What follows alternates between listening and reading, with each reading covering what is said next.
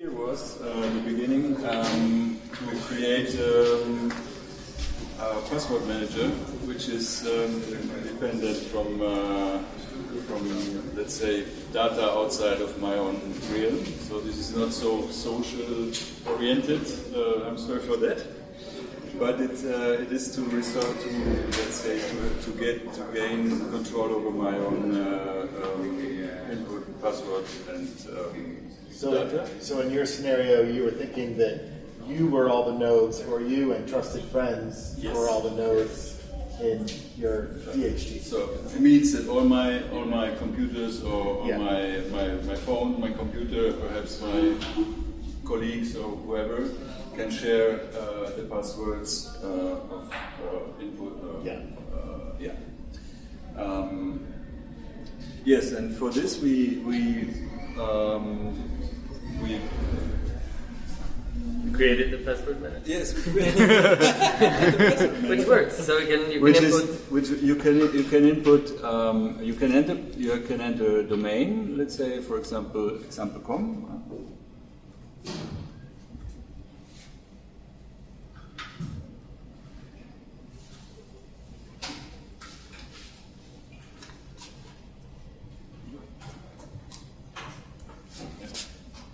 And we create a user, or we have a username somewhere out there. So let's say this Alphonse.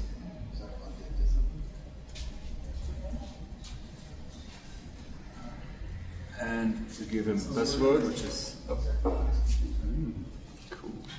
We entered it. Then it gives me a success. So it says, okay, we saved it. And if we want to retrieve them, we just input the domain. So, for example.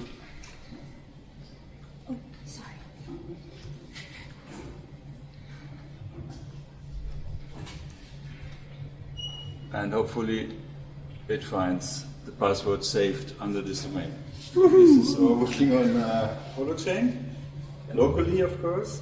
There could be an implementation to list, while we were working on this, to list all the passwords and domains we have saved. So actually we can only retrieve them through the domain name. Yeah. That's it? Networking is going to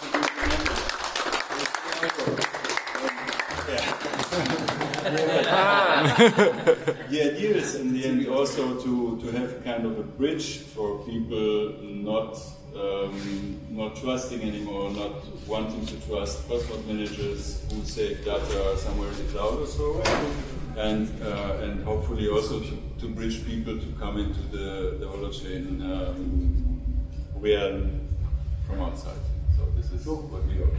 Can you say that things that need to be done next maybe are web browser plugin? So you can just click instead of entering things, and then maybe sharing through another application. But, Well, you already have a logo. Perfect.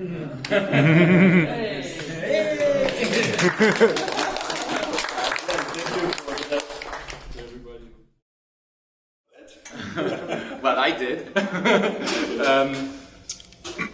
I understand that you would be running this on a couple of nodes that are yours, right? What's the security level of that? How would you prevent other Holochain users in the world from accessing this data? Since this is an app running, well, there is a unique hash for accessing it, right?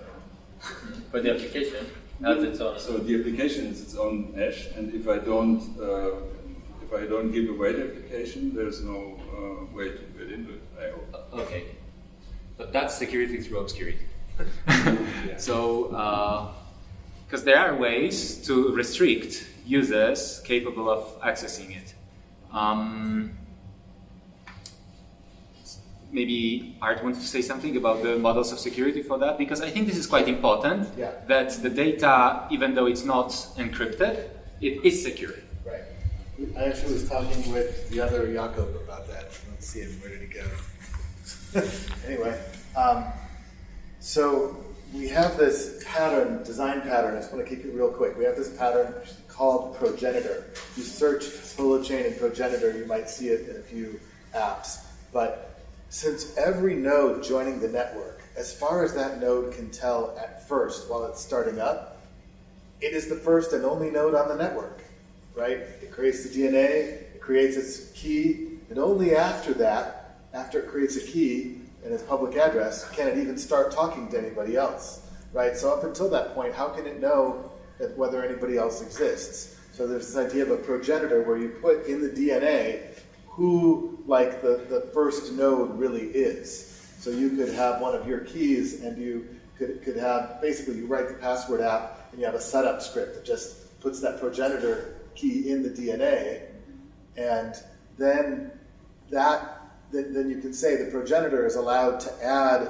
other allowed keys, other allowed addresses to the network. So the progenitor is allowed, and the progenitor can add other ones. But then you can actually make sure that you've just got a specific list of keys, and anybody else who tries to join the network, their key won't validate as an address that the network will speak to. So even though they will have the DNA locally, they won't be able to establish the communication with the same DNA. Kind of whitelist, and this whitelist be up. Yeah. Yeah. It's whitelist. Yeah. So you can whitelist who is going to access it. There is a pattern to be able to do that. Yeah. When a new node starts up, you get a request from that node to, like, I'm a new node. Will you can I be on the whitelist? So the original thing. Well, the problem with that is, in order to send that over the network, you have to be allowed to talk to the network. But he can do it via different DNA though. Pardon? He can do it via different DNA, like.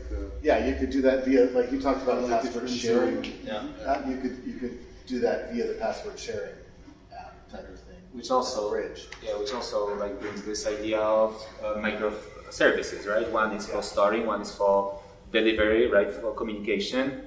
Yeah, I think it's a cool example to talk about that because it's fairly simple and yet requires a lot. Yeah. Fabulous. Cool. Thank you.